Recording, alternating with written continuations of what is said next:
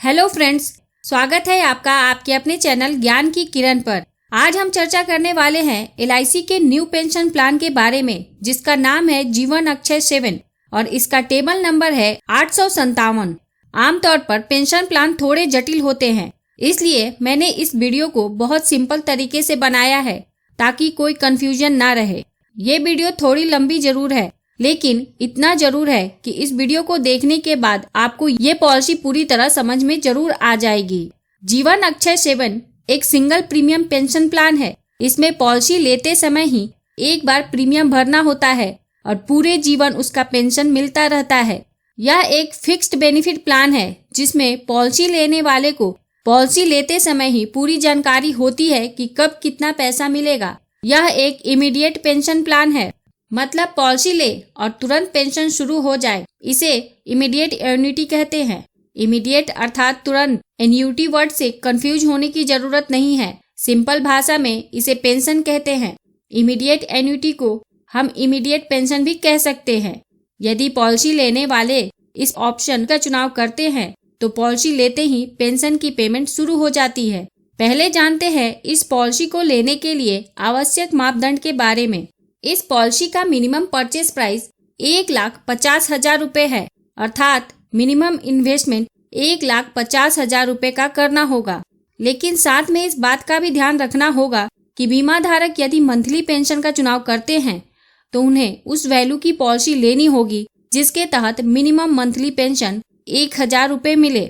इसी प्रकार यदि क्वार्टरली पेंशन मोड का चुनाव करते हैं तो उन्हें कम से कम उतना पैसा लगाना होगा जिसके तहत उन्हें क्वार्टरली पेंशन कम से कम 3,000 रुपए मिले।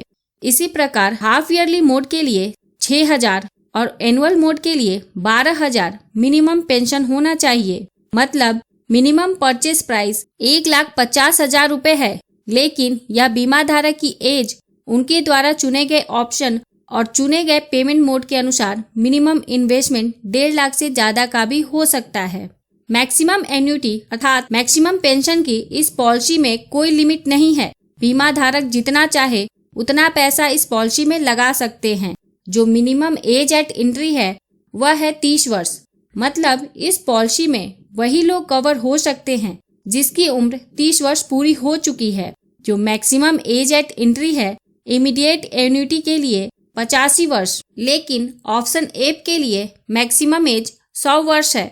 अब बात करते हैं इस पॉलिसी के डेथ बेनिफिट के ऑप्शन के बारे में, जो कि ऑप्शन एफ और ऑप्शन जे के लिए है।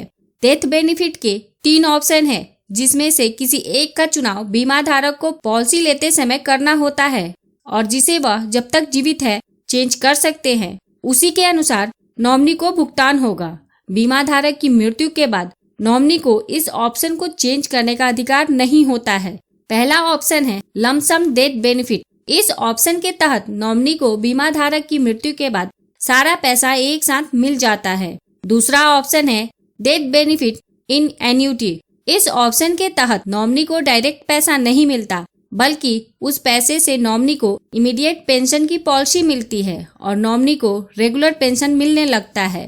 जो तीसरा ऑप्शन है वह है इन इंस्टॉलमेंट। इस ऑप्शन के तहत नॉमिनी को सारा पैसा एक साथ नहीं मिलता, बल्कि चुने हुए पीरियड 5, 10 या 15 साल तक मंथली, क्वार्टरली, हाफ ईयरली या ईयरली इंस्टॉलमेंट के रूप में मिलता है। Maturity benefit. इस पॉलिसी के अंतर्गत कोई भी मैच्योरिटी बेनिफिट नहीं है, सिर्फ सर्वाइवल और कुछ ऑप्शन के लिए डेथ बेनिफिट है। इस पॉलिसी के अंतर्गत जहां भी ज्वाइंट लाइफ की कवरेज है, आप जान ले ज्वाइंट लाइफ में आप अपनी पत्नी को, बच्चे को, भाई बहन को, माता पिता को, दादा दादी को या पोता पोती को भी ऐड कर सकते हैं। इस पॉलिसी के अंतर्गत पेंशन के 4 मोड उपलब्ध है, मंथली, क्वार्टरली, हाफ ईयरली और ईयरली। मतलब आप 4 तरीके से पेंशन ले सकते हैं। आप चाहे तो हर महीने पेंशन ले सकते हैं, आप चाहे तो हर 3 महीने पर पेंशन ले, या आप चाहे तो हर 6 महीने पर, या चाहे तो साल में एक बार पेंशन ले। आप जिस मोड का चुनाव करेंगे उसके अनुसार पेंशन का भुगतान होगा। यदि बीमा धारक मंथली पेमेंट मोड का चुनाव करते हैं तो पॉलिसी लेने के 1 महीने बाद पेंशन शुरू हो जाएगी। इसी प्रकार क्वार्टरली मोड में 3 महीने के बाद, हाफ ईयरली मोड में 6 महीने के बाद और एनुअल मोड में 1 साल के बाद पेंशन शुरू हो जाएगी। इस पॉलिसी के अंतर्गत LIC ने ऑप्शन ए टू ऑप्शन जे के रूप में 10 ऑप्शन दिए हैं, जिसे आप इस टेबल में देख सकते हैं।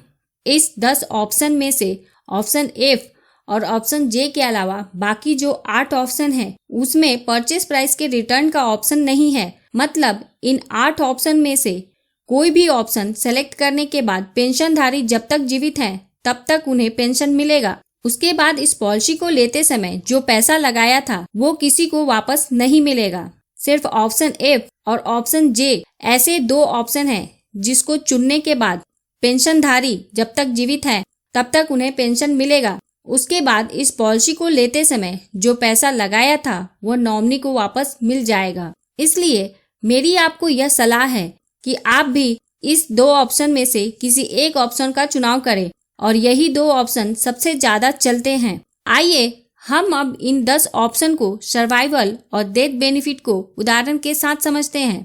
आगे बढ़ने से पहले आप जान ले इस पॉलिसी में जो भी ऑप्शन अवेलेबल है उसका चुनाव सोच समझकर करें, क्योंकि बीमा धारक ने एक बार जिस ऑप्शन का चुनाव कर लिया वह फिर चेंज नहीं हो सकता। इसलिए इसके ऑप्शन को समझना बहुत जरूरी है। मिस्टर दिलीप की उम्र 60 वर्ष है और वह 10 लाख के सम इंश्योर्ड की पॉलिसी लेते हैं और हर महीने पेंशन पाने वाले ऑप्शन का चुनाव करते हैं, जिसके लिए उन्हें 10,18,000 के प्रीमियम का भुगतान करना होगा। अब देखते हैं उन्हें अलग अलग ऑप्शन में किस तरह सर्वाइवल और डेथ बेनिफिट का भुगतान होगा। जो ऑप्शन ए है वह है लाइफ टाइम पेंशन मिलेगा। मतलब बीमा धारक जब तक जीवित है उन्हें पेंशन मिलती रहेगी और उनकी मृत्यु के बाद पेंशन बंद हो जाएगी और इसमें किसी प्रकार का डेथ बेनिफिट की पेमेंट नहीं होगी। यदि मिस्टर दिलीप इस ऑप्शन का चुनाव करते हैं तो उन्हें 6,371 रुपए प्रति महीने का पेंशन तब तक मिलेगा जब तक वह जीवित रहते हैं, लेकिन उनकी मृत्यु के बाद पेंशन बंद हो जाएगी और ये पॉलिसी भी। उसके बाद किसी को कुछ भी नहीं मिलेगा, चाहे उनकी मृत्यु पॉलिसी लेने के 1 वर्ष बाद हो, 10 वर्ष बाद हो या 40 वर्ष बाद हो, इससे कोई फर्क नहीं पड़ता। उनकी मृत्यु के बाद यह पॉलिसी बंद हो जाएगी। जो ऑप्शन बी है 5 साल तक पेंशन की गारंटी, चाहे पेंशनधारी रहे या ना रहे, आजीवन के लिए पेंशन। अगर पेंशनधारी जीवित हैं तो जैसे कि आप यहाँ देख सकते हैं कि 5 साल तक पेंशन की गारंटी है। इस ऑप्शन के तहत 5 वर्ष तक पेंशन जरूर मिलता है। यदि पेंशनधारी जीवित रहते हैं तो उन्हें आजीवन पेंशन मिलता है, लेकिन यदि पेंशनधारी की मृत्यु पॉलिसी के 5 वर्ष पूरे होने के पहले हो जाती है तो नॉमिनी को पॉलिसी के 5 वर्ष पूरे होने तक पेंशन मिलेगा। यदि मिस्टर दिलीप इस ऑप्शन का चुनाव करते हैं तो उन्हें 6,329 रुपए प्रति महीने का पेंशन तब तक मिलेगा जब तक वह जीवित रहते हैं। यदि उनकी मृत्यु पॉलिसी लेने के 5 वर्ष के अंदर हो जाती है तो भी नॉमिनी को पॉलिसी के 5 वर्ष पूरे होने तक 6,329 रुपए का पेंशन मिलेगा। 5 वर्ष बाद पेंशन बंद हो जाएगी और ये पॉलिसी भी। उसके बाद किसी को कुछ भी नहीं मिलेगा।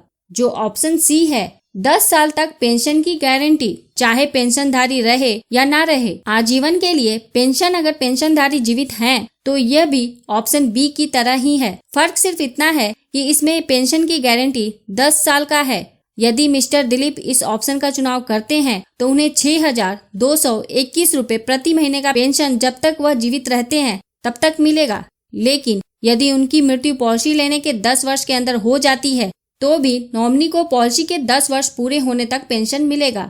इसी प्रकार ऑप्शन डी में 15 वर्ष तक पेंशन की गारंटी है और इस ऑप्शन के अंतर्गत मिस्टर दिलीप को 6,063 रुपए प्रति महीने का पेंशन मिलेगा।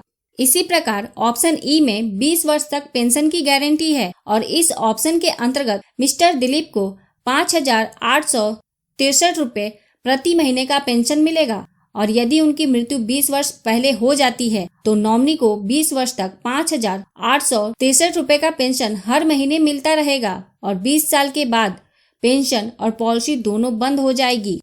जो ऑप्शन एफ है खरीदी मूल्य की वापसी के साथ आजीवन के लिए पेंशन, जैसे किसके नाम में देख रहे हैं। खरीदी मूल्य की वापसी मतलब बीमा धारक जब तक जीवित हैं तब तक उन्हें पेंशन मिलता रहेगा और उनकी मृत्यु के बाद नॉमिनी को परचेस प्राइस का भुगतान हो जाएगा। यदि मिस्टर दिलीप ऑप्शन एफ का चुनाव करते हैं तो हर महीने 4,321 रुपए का पेंशन मिलेगा और उनकी मृत्यु के बाद नॉमिनी को 10 लाख रुपए का भुगतान हो जाएगा। जो ऑप्शन जी है 3% बढ़त के साथ आजीवन के लिए पेंशन। यह ऑप्शन बिल्कुल ऑप्शन ए की ही तरह है। फर्क सिर्फ इतना है कि जो पेंशन का अमाउंट है वह हर साल 3% बढ़ता जाएगा। यदि मिस्टर दिलीप इस ऑप्शन का चुनाव करते हैं तो उन्हें 5,063 रुपए का पेंशन हर महीने मिलेगा और हर साल यह लगभग 150 रुपए से बढ़ता जाएगा। जो ऑप्शन एच है वह है प्राथमिक पेंशनधारी की मृत्यु पर सेकेंडरी पेंशनधारी को सालाना 50% के प्रावधान के साथ संयुक्त जीवन के लिए पेंशन। इस ऑप्शन के तहत बीमा धारक अपनी लाइफ के साथ एक और लाइफ को इस प्लान में जोड़ सकते हैं। तो जब तक बीमा धारक जीवित हैं उन्हें पूरा पेंशन मिलेगा, लेकिन उनकी मृत्यु के बाद सेकेंड लाइफ को उन्हें जितना पेंशन मिलता था उसका आधा पेंशन तब तक मिलेगा जब तक वह जीवित रहते हैं। यहाँ पर मिस्टर दिलीप ने सेकेंड लाइफ के रूप में अपनी पत्नी को जोड़ा है जिनकी उम्र भी 50 वर्ष है। तो इस केस में मिस्टर दिलीप को 5,971 रुपए का पेंशन प्रति माह मिलेगा और उनकी मृत्यु के बाद उनकी पत्नी को 2,985 रुपए प्रति महीने पेंशन मिलेगा। जो ऑप्शन आई है संयुक्त जीवन के लिए पेंशन में किसी भी पेंशनधारी के जीवित रहने तक 100% पेंशन के भुगतान का प्रावधान। यह बिल्कुल ऑप्शन एच की तरह है। सिर्फ एक अंतर है, वह यह है कि बीमा धारक की मृत्यु के बाद सेकेंड लाइफ को भी उतना ही पेंशन मिलेगा जितना कि बीमा धारक को मिलता था। यदि मिस्टर दिलीप इस ऑप्शन का चुनाव करते हैं तो उन्हें या उनकी पत्नी को जो भी लंबी अवधि तक जीवित रहते हैं उन्हें 5,621 रुपए प्रति महीने पेंशन मिलता रहेगा। जो ऑप्शन जे है संयुक्त जीवन के लिए पेंशन में किसी भी पेंशनधारी के जीवित रहने तक 100% पेंशन के भुगतान का प्रावधान। आखिरी पेंशनधारी की मृत्यु पर खरीदी मूल्य की वापसी का प्रावधान। इसमें भी 2 लाइफ की कवर होगी। यदि मिस्टर दिलीप इस ऑप्शन का चुनाव करते हैं तो मिस्टर दिलीप या उनकी पत्नी दोनों में से जो लंबी अवधि तक जीवित रहते हैं उन्हें 4,313 रुपए प्रति महीने पेंशन मिलेगा और दोनों की मृत्यु के बाद नॉमिनी को 10 लाख रुपए का भुगतान हो जाएगा। Income tax. इस पॉलिसी के अंतर्गत आप जो प्रीमियम पे करते हैं उसकी छूट आपको इनकम टैक्स के सेक्शन 80C के अंतर्गत मिलती है और जो डेथ बेनिफिट का भुगतान होता है वह टैक्स फ्री होता है और जो भी पेंशन का भुगतान होगा उस पर आपकी इनकम के अनुसार टैक्स लगेगा। Surrender of policy. इस पॉलिसी के अंतर्गत ऑप्शन एफ और ऑप्शन जे के लिए पॉलिसी लेने के 3 महीने बाद सरेंडर की सुविधा उपलब्ध हो जाती है। लोन। इस पॉलिसी के अंतर्गत ऑप्शन एफ और ऑप्शन जे के लिए लोन की सुविधा पॉलिसी के 1 वर्ष पूरे होने के पश्चात उपलब्ध हो जाती है। तो यह थी LIC के जीवन अक्षय 7 की जानकारी। यदि वीडियो पसंद आई हो तो इसे लाइक करके मुझे प्रोत्साहित जरूर करें। यदि आपके पास कोई सवाल है तो उसे कमेंट बॉक्स में लिखें और अभी तक इस चैनल को आपने सब्सक्राइब नहीं किया है तो प्लीज कर ले ऐसी ही वीडियो लगातार पाने के लिए। और साथ में बेल आइकन पर भी क्लिक कर दे ताकि जब भी मैं न्यू वीडियो अपलोड करूं वह तुरंत आप तक पहुंच जाए। अंत में thanks for watching this video.